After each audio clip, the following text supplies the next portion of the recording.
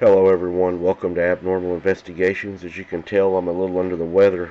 I've got the stuff that's going around, but the show must go on, right? I got an encounter I'm going to share with y'all tonight. It's a pretty good encounter, I think. It comes from a Navajo, and I think that he has some good information in here that was really interesting to me. I believe Jesse's also going to be reading a story for me to help me out. My voice doesn't last long, so I appreciate her helping me out with this because I wouldn't be able to do two normally right now, so I really appreciate that. Don't forget, we're going to be live Monday night at 8 o'clock. We're going to be talking about Brenda Hamilton, and I'm going to be sharing a recording I have possibly also that's going to show some of these lies to be lies. I'll start by saying this is the very first time I'm posting this. I've never shared this story before. This is actually the first time I'll be sharing it. I'm a big fan of your narrating and a huge fan of your channel, so I thought this would be the best place to share my experience seeing that you are a fellow native, even though another guy believes you're not native enough. That really burns me and my native family. Yeah, it bothered me too. I've grown up hunting in the woods and am quite used to all the sounds of nature.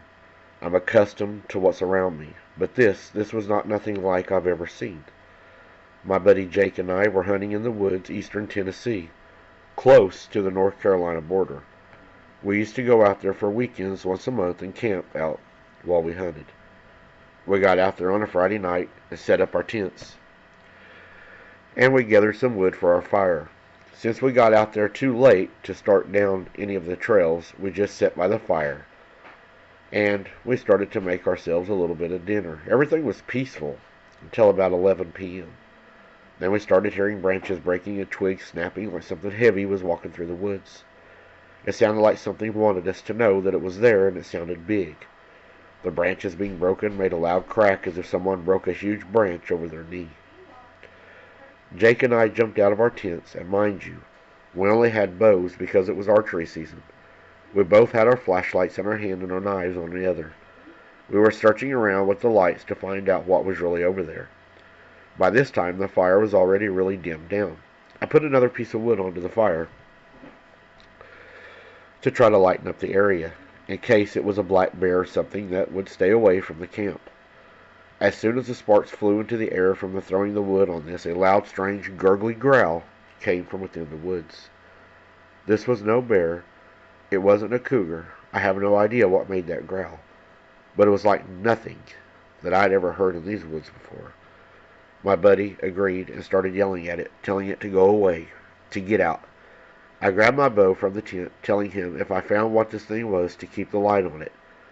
After I reached into my tent, we heard branches and leaves rustling, moving away from us. So we thought it was over. We sat there that night, keeping wood on the fire, talking loudly until sunrise. The next day, we figured it was probably a bear, and we just guessed it would be a bear or something and shrugged it off. We went hunting like normal and bagged a pretty nice-sized buck. But it was starting to get late in the day already, so we both put our bows on our shoulders and we each grabbed a side of the buck. He had the back legs and I had the front, carrying it to our camp so we could pack our things and head off out of the woods. When we got back to our camp, it was destroyed.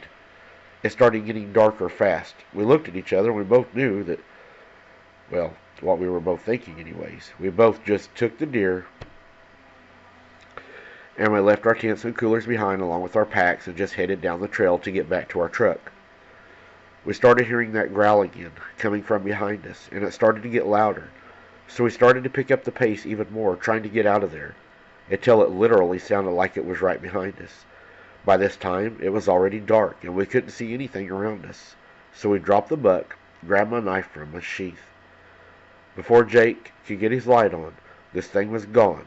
When we turned around, I grabbed my light out of my pocket and I started looking around and didn't see anything, but we knew it was following us. It was right behind us. So we started walking down the trail back the way we returned, slowly and cautiously, because we both felt if we had chosen to run, this thing would have chased us. But we still didn't see anything.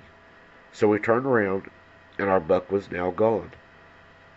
We look over and we see a creature with long brown hair, approximately 7 foot tall, holding this buck by the back of its head or neck like a cat would a baby, running with it like it weighed nothing, down over the hill.